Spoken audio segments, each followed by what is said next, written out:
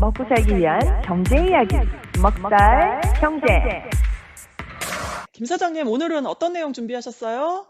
네, 오늘 2023년 1월 4일 수요일 미 노동부 통계청의 Job Opening and Labor Turnover라는, 그러니까 뭐 빈 일자리 및 노동력이 어떻게 변화하는가만 또 따로 수치가 매달 초에 발표되는데, 오늘 2022년 11월치 조사 결과를 발표했어요. 예, 거기에 보면은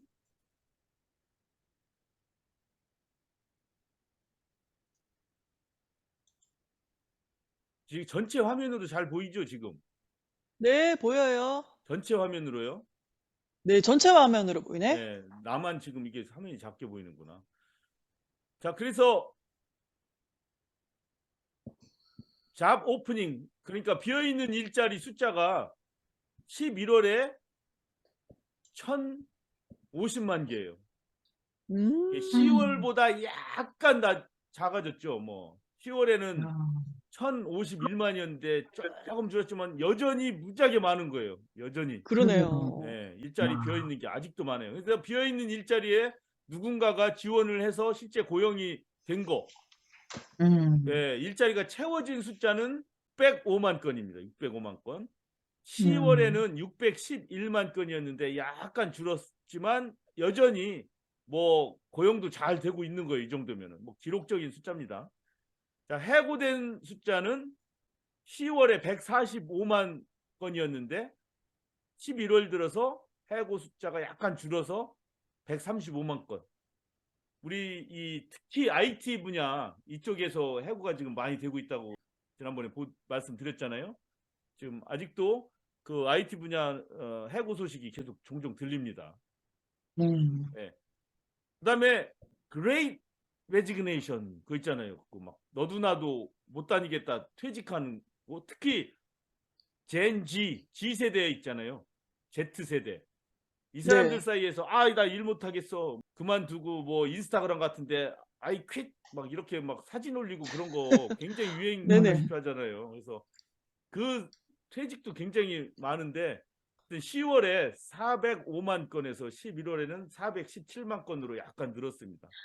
퇴직은 또 하여튼, 늘었네. 네, 좀 그런 것들이 늘고 줄고 하긴 하지만 뭐 10월 숫자랑 뭐 거의 비슷하고, 고용 상태는 여하튼 계속 괜찮은 거고, 인플레이션이 높고 여러 가지 문제는 많지만 경기 후퇴가, 경기 침체가 그렇게 심해지는 않을 수도 있다고 희망을 주는 부분이 바로 이 고용 분야예요. 제조업 분야 고용은 좀 하락세다.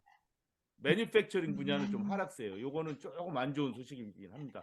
그래서 하여튼 여전히 일자리는 많고 빈 일자리는 많고 일할 사람은 좀 부족하고, 너도 나도 새로운 세대들은 일 못하겠어 하고 그만두는 사람은 많고, 지금 이런 상황인데, 이런 상황을 맞아서 캐나다에서 어떤 정책의 변화가 있다, 이민 정책의 변화가 있다, 이런 소식을 우리 피닉스텍 미나님이 한번 전해주시도록 하겠습니다. 제가 자료 조사를 좀 해봤는데요. 캐나다가 이민자들을 적극적으로 받아들이고 있다고 합니다. 캐나다 지금 총 인구수가 한 3,800만 정도 된다고 하는데요. 2030년까지 900만 명에 달하는 은퇴자가 나올 거라는 예상이 하고 있거든요. 그래서 계속 지금 그 정책적으로 이민자들을 적극적으로 지금 받아들이고 있습니다. 작년 22년에만 해도 43만 7천 명의 이민자들을 받아들였대요. 그래서 2025년까지 매년 50만 명을 지금 받아들일 계획이라고 합니다. 야, 그래서 미국은 지금 이민을 네. 봉쇄하기 위해서 뭐 장벽을 쌓고 네. 난리 나는데, 그러니까. 캐나다는 괜찮네요. 그럼 지금 그래서 한국 같은 데도 물론 일자리는 부족하지만 또 한국 정말 막 뭐 그런 숫자가 많이 줄었지만 캐나다로 한번 와서 좀 스트레스도 풀면서 새로운 삶을 살아보고 싶다, 이런 분도 계실 것 같기도 하네요. 이 소식. 그러니까요. 특히 또 캐나다도 한국처럼 그 출산율이 굉장히 낮대요. 한국보다는 좀 높지만 1.4명이래요. 어머. 굉장히 낮은 것에 속하고, 근데 한국은 한 명도 안 되죠. 지금 9.8명인가 그렇다고 아, 들었는데, 그래요? 네, 근데 출생률은 낮고 은퇴자가 많아지고 그러니까 그 중간에 이제 비계될 노동력에 대해서 이제 장기적으로 이제 계획을 세운 거죠. 이거를 메꿀 거는 이민자를 적극적으로 받아들이는 수밖에 없다. 그래서 굉장히 음, 적극적으로 하고 있습니다. 미국과는 조금 비교가 되죠. 예. 그런데 그러네요. 이런 추세라면은 미국도 나중에는 음, 이민 억제 정책을 약간 음. 완화할 수밖에 없지 않을까라는 생각도 잠깐 드네요. 그러니까요. 일자리 문제와 이민의 연관성에 관련해서 미나님 얘기 잘 들었습니다. 자, 2023년 새해가 딱 떴을 때 미나님은 해를 좀 보셨나요? 계속 비가 와서 해를 잘 못 봤어요. 아유, 맞아요. 여기 비 왔어요, 계속. 예, 주말에도 그럼 같이 못 봤겠네. 네, 여기 비 왔어요. 예, 아유, 며칠째, 그쵸? 예. 예, 우리 해 좀 봐야 돼. 제 계획대로 안 되는데 이거 지금 얘기가 이렇게 봤다고 그냥 얘기하자. 뻥 쳐버려, 그냥. 그냥 해 계획대로 그냥 봤다고 예, 아니, 그냥 해봤다고 오늘 하고 봤다 계획대로 그럴까, 오늘? 가겠습니다. 예. 오늘 응. 봤어, 오늘. 좀 예. 봤지. 오늘 해가 좀 어제, 나왔지. 오늘은 해가 나왔어요. 예. 응, 저도 그 아침에 떠오르는 해, 응, 이 토끼해 첫 해를 보면서 딱 본 것은 응. 바로 핵융합을 봤습니다. 어머, 핵융합. 어떻게 또 그걸 보셨어요? 해가 지금 환하게 있는 것이 바로 거기에 핵 분열과 핵융합이 막 되는 거 아니에요. 수소 분자가 진짜요? 헬륨으로 합쳐지고 헬륨이 쪼개지면서 수소로 나뉘어지고 그러면서 엄청난 열이 지금 나오기 때문에 우리가 그 새해를 맞이한 거잖아요. 야, 김 사장님은 하여튼 남들이 안 보는 거 딱 이과신가 보고. 봐. 예, 그래서 그 김 사장님 이과신가 봐. 나 문과라서 그런 거 잘 모르는데. 그래요, 예. 그래서 그 핵 분열과 융합을 보느라고 눈이 응, 많이 부셨습니다. 자, 그래서 새 벽두에 좋은 소식이 있는 게 미국에서 이 핵 융합을 그동안 많은 나라, 한국을 비롯한 뭐 유럽 서로 컨소시엄도 만들고 해가지고 이 핵 융합을 추진하고 있지 않습니까? 근데 이게 쉽지가 않죠. 핵 융합이라는 게. 응. 왜냐하면 핵 분열도 힘들지만 핵 분열보다도 훨씬 더 힘들어요. 핵 융합이. 이 핵 융합은 간단하게 말씀드리면 수소가 핵 중성자 하나와 전자 하나가 도는 거잖아요. 전자는 떼어내기가 상대적으로 쉬운데 이 중성자 두 개를 이렇게 합치기가 쉽지가 않아요. 왜냐하면 가까이면 갈수록 둘 사이의 반발력이 엄청나게 커요. 이게 바로 E는 MC 제곱 뭐 그거 이상으로 큰 거예요. 그 서로 반발 엄청나게 하는 그것이 탁 붙는 순간에 엄청난 열이 나는 거예요. 여기서. 엄청난 열이. 그게 바로 핵융합 에너지거든요. 그래서 그것만 만약이 된다면은 이 청정 에너지 문제가 다 해결되는 거 아닙니까? 그런데 이거 그 온도가 몇백만 도예요. 그 핵융합이 되려면 그거 어떻게 올려? 기구를 담을 그릇이 어디 있어? 300만 도를 견딜 수 있는 용기가 어디 있어요? 컨테이너가. 하여튼 이런 여러 가지 기술적인 문제들이 있기 때문에 하여튼 많은 나라에서 미래 산업으로 보고서 연구를 하고 했는데 가장 중요한 공정이 하나가 이제 핵융합하기 위한 그 점화, 이그니션, 정말 엄청나게 온도를 높여서 멜팅 포인트까지 가는 그 단계가 아직 안 이루어졌었는데 마침내 이루어져서 1월 초에 미국 에너지부의 제니퍼 그랜홈 장관이 기쁜 소식을 알립니다. 미국에서 드디어 이 핵융합 발전의 가장 첫 단계라고 할 수 있는 점화에 성공했습니다. 라고 발표를 했어요. 다른 분들도 좀 이해하기 쉽게 설명을 한번 해드리자. 이게 도움이 될지 안 되는지는 모르겠지만 워낙 중요한 거기 때문에 자료를 준비해봤어요. 왜냐하면 핵융합 그러면 말은 들어봤지만 실제 무슨 장치를 가지고 뭐 어떻게 한다는 거냐? 그 무슨 전자를 뭐 쏜다는데 전자가 뭐 권총에다 넣고서 쏘는 거냐? 뭐 이렇게 감이 안 오잖아요. 전혀 안 와요, 감이. 그렇죠. 그래서 이제 실린더처럼 생긴 요 금속 관이 있죠. 네. 요 관이 크기가 지금 눈동자만 하죠. 이렇게. 굉장히 작네요. 작아요. 그 속에 요 탄환 같은 거, 은단액 같은 거 있죠. 그 정도 크기 은단. 네. 그런 동그란 펠렛이 하나 들어가죠. 거기. 와. 그 펠렛 안에 디트리움이라고 중성자 하나에 전자가 2개 도는 수소 동위원소예요. 고개하고 어렵다. 트리티움이라는 중성자 하나에 전자가 3개 도는 또 수소 동위원소 2개를 집어넣어요. 거기다가 그 가스를, 이게 수소 가스, 동위원소 가스를 그 조그만 은단 같은 금속 안에다가 집어넣는 거예요.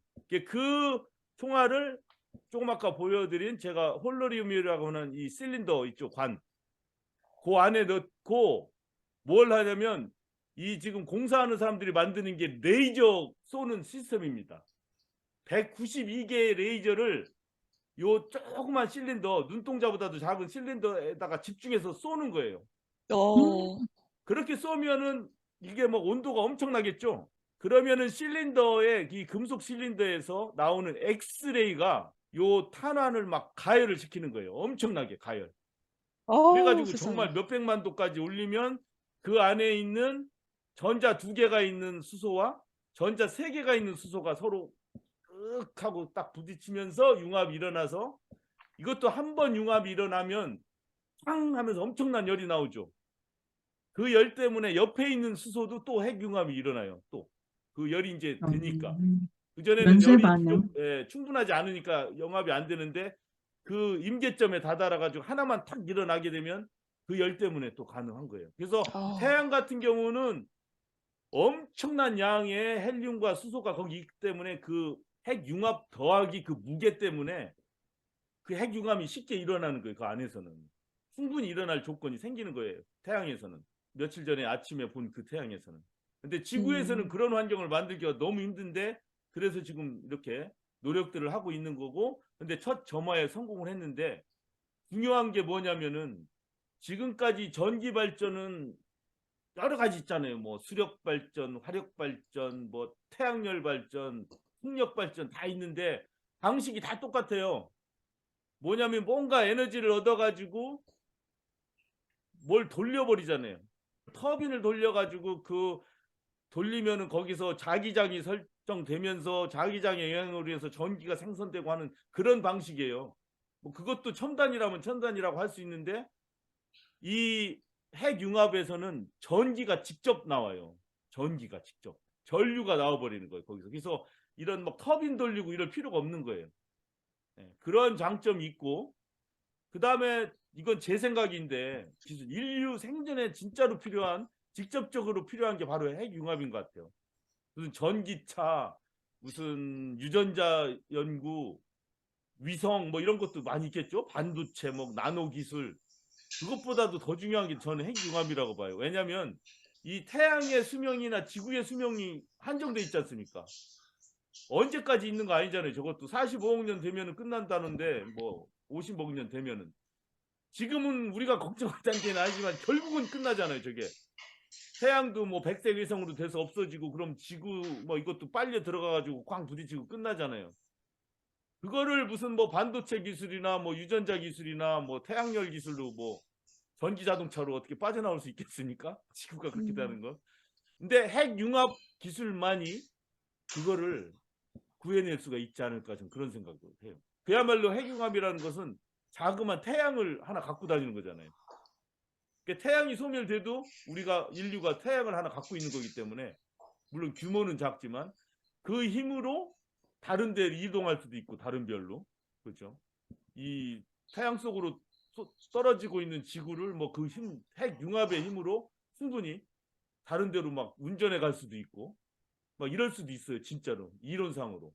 그래서 2023년 1월 1일 떠오르는 태양을 보면서 우리 인류를 생존시키려면은 저 핵융합을 우리가 좀 알아야 되겠다. 뭐 우리가 연구자는 아니니까 연구까지 할 필요는 없고, 돌아가고 있는 추세는 좀 알아야 되겠다 싶어서 우리 상식 습득 차원에서 이 핵융합에 대해서 한번 최대한 쉽게 설명을 한번 해봤습니다. 이런 게 있다는 것만으로도 이런 기술을 갖고 이렇게 실행한다는 게 정말 신기하네요. 그 조그만 그게 엄청나게 많아야 되겠네요. 에너지를 막 하려면. 아니요, 그게 많지 않아도 그 안에 음. 그 정말 0.0000000g만 핵융합이 일어나도 그 힘이 엄청나게 엄청난, 커요. 예. 그래요. 예. 아, 그 기술이 진짜. 도대체 어디서 진짜 왔을까? 놀라운 거죠. 막 그게 무슨 축구공만한 게 있어야 된다 이런 게 아니에요. 그러니까 크기가 저렇게 작은데, 그쵸? 예. 그 기술이 맞아요. 도대체 어디서 왔을까? 그리고 또 하나는 그런 수소 신기하네. 같은 거는 둘이 합쳐지고 헤어져 봤자 또 수소고 물로 되고 뭐 이런 거라 오염이 있어요, 없어요? 하나도 왜 없는 거예요, 없겠네. 우리한테는. 수소는 음. 좋잖아요. 산소, 수소 뭐 이게 있는 거니까. 음. 막 그런 점 장점들도 있어요. 이게 아우, 대신 좋은 내용입니다. 네. 예, 그 핵융합까지 가려면 그 컨테이너도 그 기술로 만들어야 되고 그 엄청나게 상상을 할 수 없는 그 높은 온도까지 올리고 하는 그런 기술도 그다음에 그걸 또 컨트롤하고 제어해야 되잖아요. 예, 그런 기술들이 이제 계속 연구가 돼야 되죠. 뭐 우리 때에서야 뭐 안 되겠지만 먼 후손들은 이제 그걸 이뤄내겠죠. 지금 이 갈 길을 잡았으니까.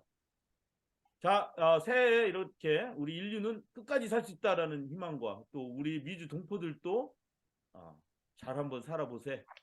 이런 잘 살아보세 노래를 부르면서 311화 먹살경제 마치도록 하겠습니다. 감사합니다. 잘 들었습니다. 고맙습니다.